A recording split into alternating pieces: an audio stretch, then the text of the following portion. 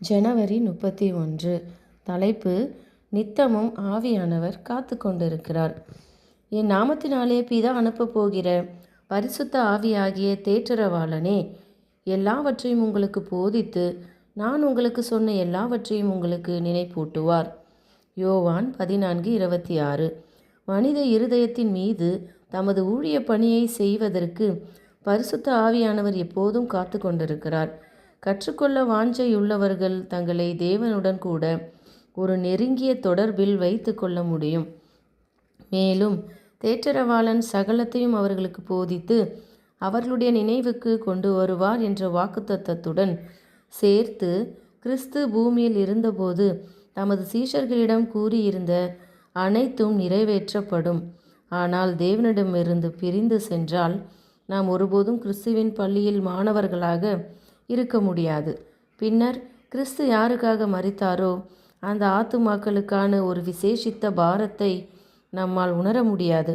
கிறிஸ்துவின் பாடங்களை கடைபிடிக்க சீஷர்களுக்கு மிக கடினமாக இருந்ததற்கு காரணம் ரபிமார்கள், வேதபாரகர் மற்றும் பரிசேயர்களின் பாரம்பரியங்களும் போதனைகளும் ஆகும். தேவனுடைய குரலாக மதிக்கும்படி அவர்கள் பெற்றிருந்த கல்வியானது அவர்களுடைய மனங்கள் மீது வல்லமையை பெற்று கருத்துக்களை வடிவமைத்திருந்தது. மனிதர்களுடைய கருத்துகள் மற்றும் கட்டளைகளின் செல்வாக்கிலிருந்து அவர்கள் விடுவிக்கப்படும் வரை ஜீவனுள்ள பிரகாசிக்கும் ஒளியாக அவர்களால் இருக்க முடியவில்லை.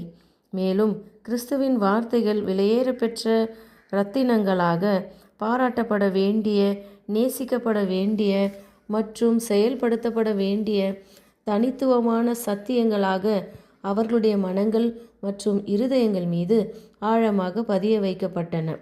அவர்களுக்கு கையளிக்கப்பட்ட விலையேற பெற்ற பொக்கிஷங்களில் அவரை போல் நாம் வாழ்வதற்கான மாதிரியை கொடுப்பதற்காகவே இயேசு இவ்வுலகிற்கு வந்து பரிசுத்த வாழ்க்கையை வாழ்ந்து பின் மரித்தார்.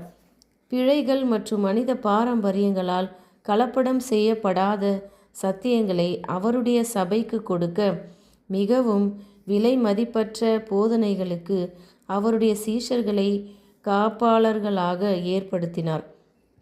அவர் தம்மை தாமே உலகிற்கு ஒளியாகவும் நீதியின் சூரியனாகவும் வெளிப்படுத்தினார். மேலும் பிதாவானவர் தன்னுடைய நாமத்தினால் அனுப்பப் போகிற பரிசுத்த ஆவியாகிய தேற்றரவாளனை அவர்களுக்கு வாக்குரைத்தார். நான் உங்களை திக்கற்றவர்களாக விடேன், உங்களிடத்தில் வருவேன். தாம் அனுப்புவதாக உலக மீட்பர் வாக்குரைத்த தெய்வீக ஆவியானவர் தேவனுடைய பிரசன்னமும் வல்லமையும் ஆவார். அவர் தம்முடைய மக்களை இவ்வுலகத்தில் அவருடைய கிருபை இல்லாதவர்களாகவும் தேவனுடைய எதிரியினால் அலைக்கழிக்கப்படவும் உலகின் அடக்குமுறைகளால் துன்புறுத்தப்படவும் விடமாட்டார். மாறாக அவர் அவர்களிடத்தில் வருவார். ஆமேன்.